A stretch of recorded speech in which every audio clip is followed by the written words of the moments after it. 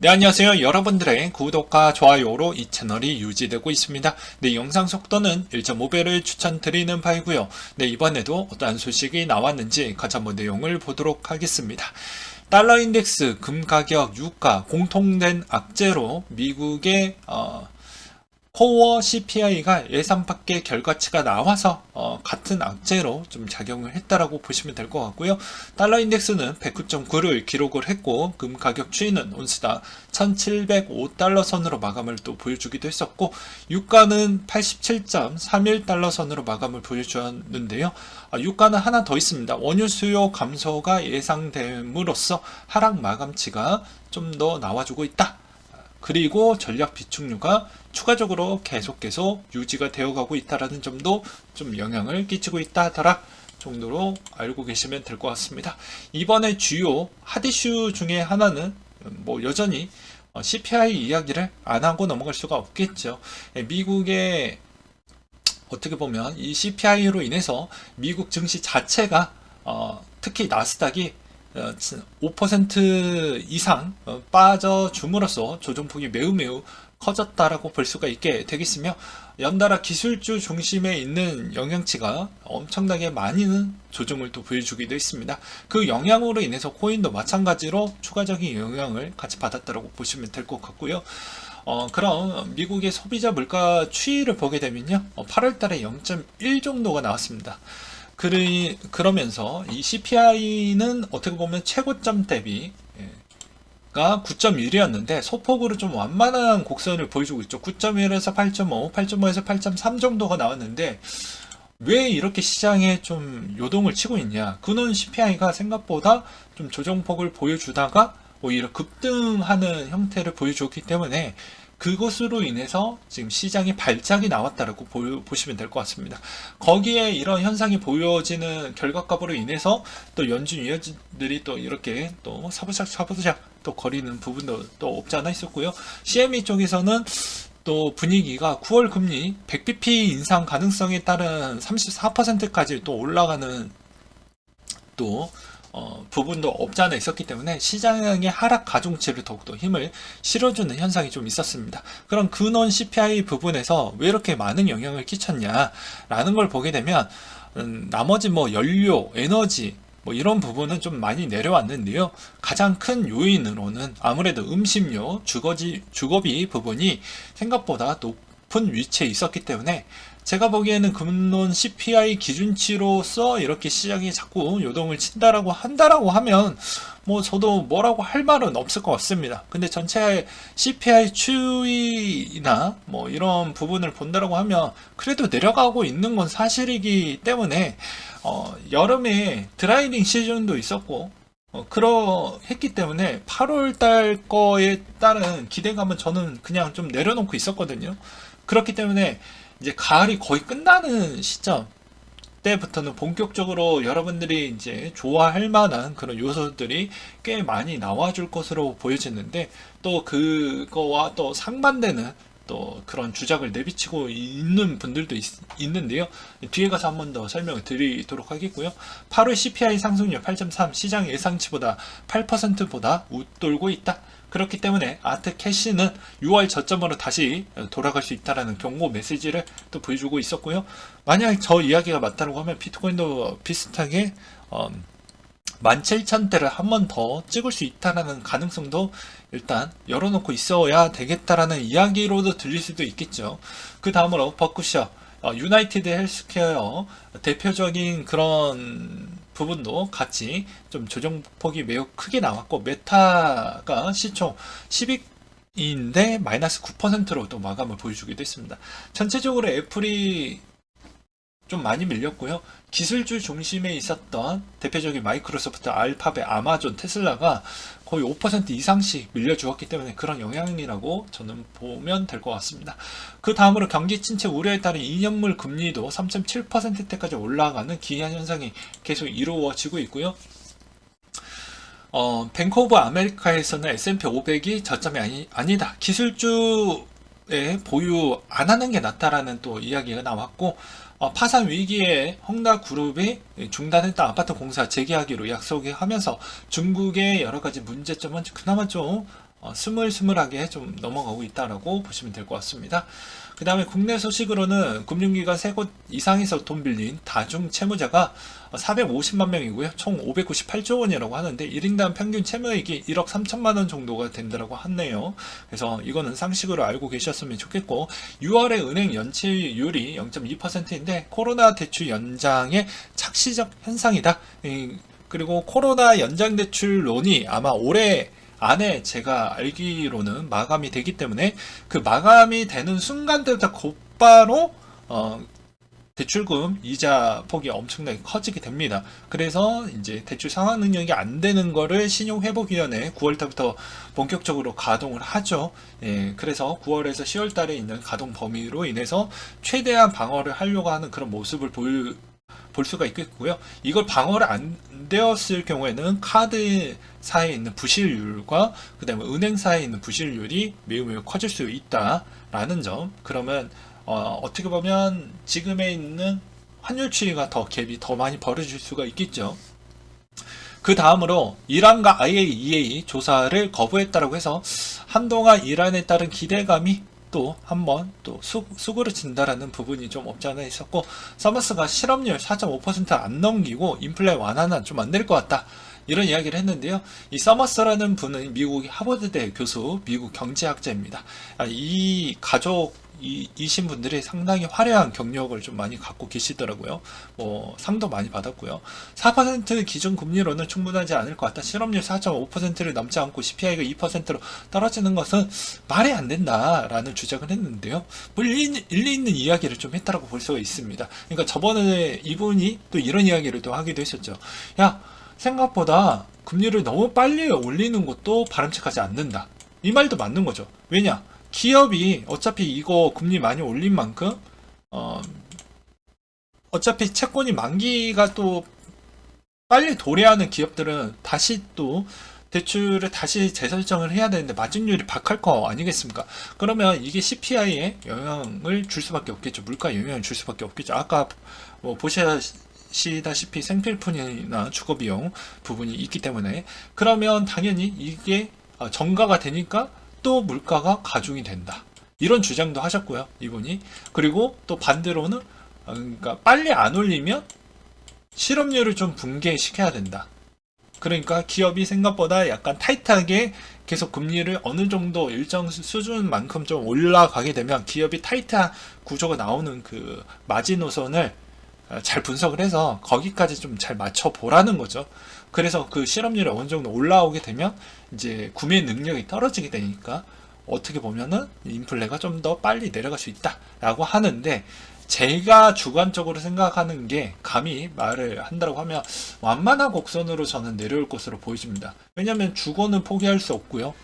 미국도 마찬가지로 이번에 주택 구매 능력이 생각보다 너무 핫했기 때문에 이게 생각보다 빨리 부실률이 커져서 나오기에는 좀 어려운 부분이 없지 않아 있겠고요. 그 다음에 그 근거치 기반 요소는 왜 그러냐면, 이 주택이 부실률이 나오려고 하면 기존의 저축률 감소 추이가 더욱더 가속도가 붙어 주어야 되는데 아껴 쓰고 그렇게 일을 더 많이 하고 이런 패턴으로 바꾸고 있다는 거죠. 그러니까 내 잔고의 시드가 어느 정도 말라야 가뭄이 있어야 되는데 가뭄에 있는 속도가 좀 둔하다라는 겁니다. 그러니까 생필품을 사 먹을 수 있으면 여건이 더 되고, 실업률 추이는 생각보다는 조절할 수밖에 없는 이유는 타식이 이 사람들이 더 빨리 복귀를 했다라는 게 이런 현상이라고 저는 생각을 하고 있거든요. 그래서 이론과 현실은 조금은 괴리는 있다. 그래서 생각보다는 이게 좀 잘 안 잡힐 것 같다라고 그렇게 분위기를 잡고는 있지만, 현실적으로 보게 되면 미국의 상황에 있는 그런 전체적인 구조조정과 엄청난 경기의 안 좋은 형태는 내년에 본격적으로 보여줄 수밖에 없습니다. 왜냐? 소비에 있는 제품의 소비를 주력으로 해주었던 아시아 시장 다 많이 힘들어지고 있고요. 유럽도 그만큼 힘이 많이 빠져나가고 있는 실정이기 때문에 미국 안에서도 수출을 주력으로 하고 있는 애플이나 테슬라나 이런 쪽이 당연히 좋은 성과가 내년 때부터 실적이 별로 안 좋게 나오면 당연히 구조조정을 좀 할 수밖에 없겠죠.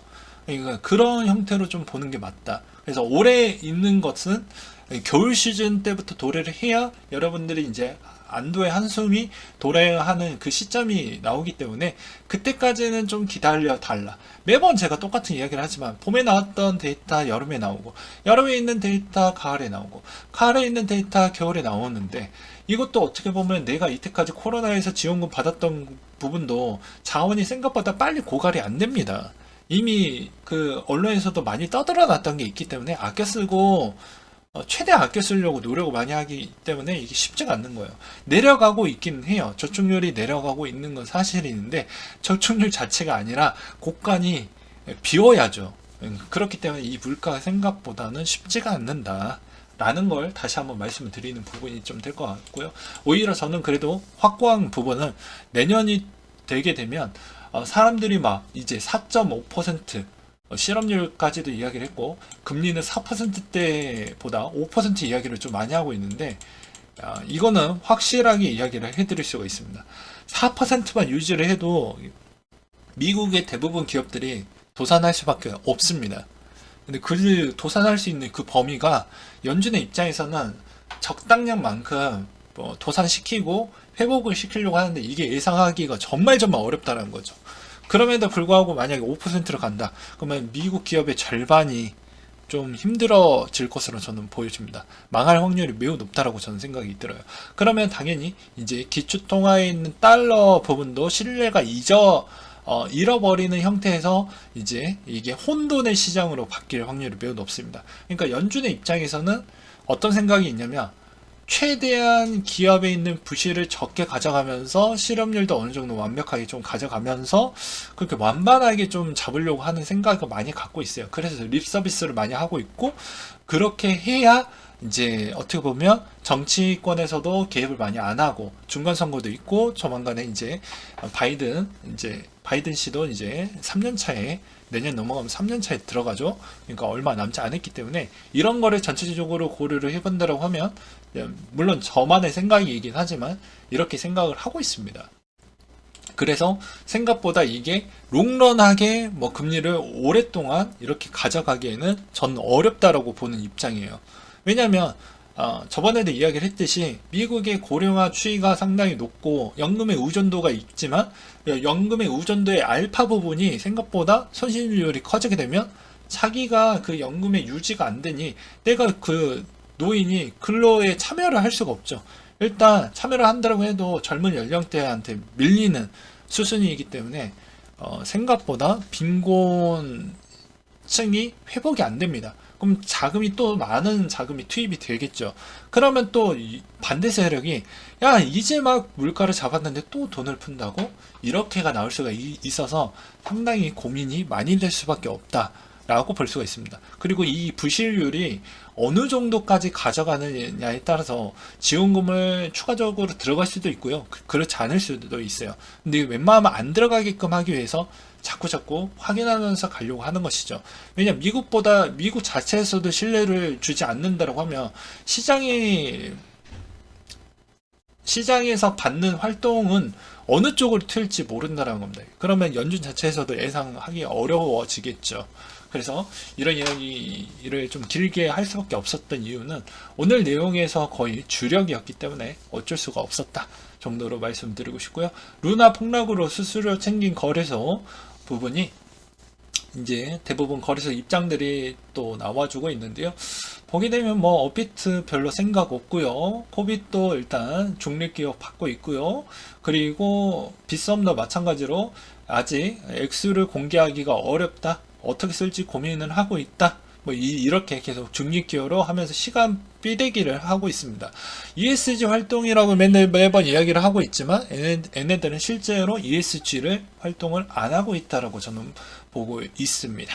3년 내 국가 간 암호화폐 거래 정보 공유 시스템 도입 가능성이 있다고 하는데요. G20 회의에서 논의될 것으로 보여진다고 합니다. 2025년도가 되면 정보 공유가 본격화될 전망이 보여지며 정보 공유 시스템이 도입이 되면 해외 거래소 이용자에게도 과세가 가능하다라는 점이 있고요. 그리고 이제 연준의 패드나우가 본격적으로 진행이 된다라는 것은 이제 혁신적으로 지불 결제 시스템에 있어서 한 번 더 이런 변화에 따른 추세로 간다라는 것이기 때문에 암호화폐 쪽이 더욱더 활용도가 극대화된다라고 보시면 될 것 같습니다. 반면에 이게 된다라는 의미는 여러분들이 이제 세금을 이제 유예시켜주는 기간이 이제 이번에 상승 시점에 맞춰가지고 도래를 하게 되면 그게 아마 마지막이 되지 않을까 라고 저는 개인적으로 생각을 하고 있고요. 그 다음으로 제가 이번에 이더 옵션이 시작을 한다라고 했죠. 그래서 좀 이번 주 주중에는 좀 조심을 했으면 좋겠다 뭐 이런 이야기를 저번에도 이야기를 하기도 했습니다. 뭐 그런 영향성인지까지는 모르겠지만 그래도 이더 옵션으로 인해서 이더리움 파생 상품 거래소 보유량이 급등을 보여주었던 패턴도 좀 있었고, 그리고 과거 패턴에서도 17년도 12월 16일 선물 기반이 있었을 때 많이 흔들렸던 부분이 또 없지 않아 있었고, 그렇기 때문에 이번에도 마찬가지로 옵션 부분으로 인해서 좀 많은 영향을 끼쳤다라는 건 전 어느 정도 현실성이 있다라고 보여집니다. 왜냐하면 기간에 있는 물량들이 생각보다 좀 크기 때문이죠. 그래서 매번 이런 게 상품군이 출시를 할 때 그 주는 좀 조심해보자 라는 걸 꼭 기억을 해두셨으면 좋겠고요. 그리고 비트코인 S&P와 나스닥과 상관관계가 매우 높다라고 볼 수가 있는데, 이것도 저번 시간에 이야기를 많이 했습니다. 대부분 뭐 기술주 중심, 마이크로 스트래티지, 뭐 그다음에 우리가 알고 있는 코인베이스, 뭐 이런 회사들이 대부분 상장이 다 되어져 있잖아요. 그리고 비트코인 보유량도 상당합니다. 그렇기 때문에 당연히 같은 패턴으로 움직일 수밖에 없다라고 볼 수가 있겠죠. 언제든지 그 물량을 정리할 수 있을 만한 여건도 될 수도 있습니다. 왜냐하면 갈수록 이런 기술주 중심은 성장 회사 중심이기 때문에 어떻게 보면 이 현금 흐름이 생각보다 그렇게 좋지는 않아요. 그러니 언제든지 이게 정리가 된다라는 그런 분위기가 나오게 되면 당연히 좀 같이 내려갈 때는 더 많이 내려가고, 올라갈 때는 왜 좀 상반되는 경향성은 그럴 수밖에 없는 이유는 여러분들이 생각을 해보시면 답이 나와요. 애플이 만약 50% 많이 떨어졌다고 합니다. 비트코인도 70% 떨어졌다고 가정을 한번 해봅시다. 그럼 뭐 여러분은 어떤 걸 먼저 살 것 같아요? 이미 답이 나와져 있잖아요. 네, 그 부분으로 설명이 좀 대체가 될 것 같고요. 해외 트위터 인플루언서 비트코인 예측 범위도 하나로 합쳐져 있는 모습이 없습니다. 누구는 저 밑을 보고 있고요. 누구는 저 위로 보고 있는 사람도 있는데, 저는 그래요. 내년에 있는 전망 추이는 약간의 지지부진만 하고 여기서 더 많이 내려간다고 해도 저는 그렇게 뭐 $10,000대까지 막 내려간다라고 저는 보지 않고 있는 실정입니다. 저번에도 이야기를 했기 때문에 넘어가도록 하겠고, 그리고 전략 비축류가 기록적인 속도에도 비운 결과 유가에 얼마나 좀 떨어뜨린 영향성을 주긴 했지만, 반면에 이건 잠재적인 독이라고 볼 수가 있습니다. 언젠가는 채워야 되기 때문에 이게 지금에도 이런 물가를 계속해서 낮춰주고 있는데 언젠가는 이 곡간도 이제 바닥이 보일 때가 분명히 나올 거거든요. 과연 언제 채울 거냐? 이게 또 악재로 돌아올 수가 있기 때문에 전 좀 걱정이 된다라는 것과, 그 다음에 스테이킹 이달 70% 이상이 1700 이상에 구매했던 자가 좀 많다라고 합니다. 그 다음으로 삼성, LG전자 NFT 사업 확대 추진을 한다라고 하는데요. 스마트 허브 공개를 했고 뉴 갤럭시 NFT 생태계 구축을 위해서 MOU를 체결을 하기도 했었으며, LG전자가 이달 초 NFT 예술 작품 거래 플랫폼 LG 아트랩을 출시를 또 하기도 했고, 지갑 윌립토를 개발을 하기도 한다고 합니다. 이더리움 파생상품 거래소 입금량 증가 추이로 인해서 9월 13일 자정으로 약 18만 개가 입금이 됐고, 9월 이후 마이너스 펀딩 비율이 급격하게 증가를 하고 있으며, 이더리움 도미넌스가 21년 7번에 20% 이상 상승을 했기 때문에 8월을 제외하고 6번 하락이 좀 있었다. 그리고 과도한 오버슈팅으로 거품을 만들어져 있는 부분이기 때문에 약간의 조정이 좀 나올 것 같다 라는 내용들이 좀 있었습니다. 그 다음으로 이제 머지 업데이트가 이제 있죠. 그렇기 때문에 보게 되면 해시레이트 채굴자 이더리움 네트워크에 연결이 끊겼지만 가능한 포크를 기다리면서 채굴을 계속할 수 있다. 그리고 가스 요금, 전송 속도, 네트워크 용량을 증가시키지 않으며 요금과 속도 큰 변화가 없을 것 같다. 스테이킹, 즉시 이더리움을 인출할 수 없기 때문에 이건 그냥 배제하고요. 거래소 보유량이 계속 낮은 상태를 유지하고 있다는 점이 흥미롭다. 합병 후 대규모 매도가 일어나지 않을 것이라는 부분이 좀 있다 하더라. 그리고 15일 기준으로 한국 시간 점심에서 오후 시점대 아마 진행이 될 거라고 하니까 이 점도 꼭 기억을 해두시면 좀 도움이 될 것 같습니다. 여전히 여러분들이 상당히 걱정을 많이 하고 아마 그럴 것 같아요. 이번에 급락이 나왔기 때문에. 그럼에도 불구하고도 여러분들 나름대로 기준점이 흔들리지 않고 계속 가져가셔야 된다. 근데 진짜 너무 시장이 어렵다라고 생각을 하면 그냥 계속 적립적으로 매수를 하는 게 전 맞다라고 보여집니다. 시장과 상관없이 그냥 간단하게 비트코인이 최고점 대비 얼마까지 밀려졌느냐. 그러면 생각보다 반토막 이상 났으니까 매력적인 가격은 맞습니다. 그렇잖아요. 그렇기 때문에 내가 그렇게 너무 어렵다라고 생각을 한다라고 하면 그냥 여윳돈이 나올 때마다 계속해서 그냥 분할로 매수하는 전략이 가장 이상적이다. 초보자한테는. 근데 어떻게 보면 나는 전략적으로 가져가 본다고 하면 저처럼 좀 자기 주관적으로 분석을 한 다음에 결과값을 도출하고 그 결과값에 믿음을 좀 실어주고 그 믿음에 있는 기간을 좀 기다려서 그 결실물을 한번 보라는 거죠. 그러니까 저 같은 경우는 똑같습니다. 매번 똑같은 부분이 내년에는 막 이렇게 올라간다라고 보기에는 좀 어렵고 오히려 저는 그래요. 보수적으로 약간은 지지부진하면서 좀 올라가다가 또 지지부진하고 이런 형태가 나오지 여기서 한 번 더 패닉셀이 나오고 그렇게 보기에는 좀 어려울 것 같다. 만약에 연준이 예상 범위 안에 돌발 상황에 있는 그런 추이까지는 저는 고려하지 않고 있습니다. 왜냐하면 파월이 그럴 만한 용기가 저는 없다라고 보고 있기 때문입니다. 그래서 이런 점도 좀 참고하시길 바라겠고요. 이상으로 마치도록 하겠습니다.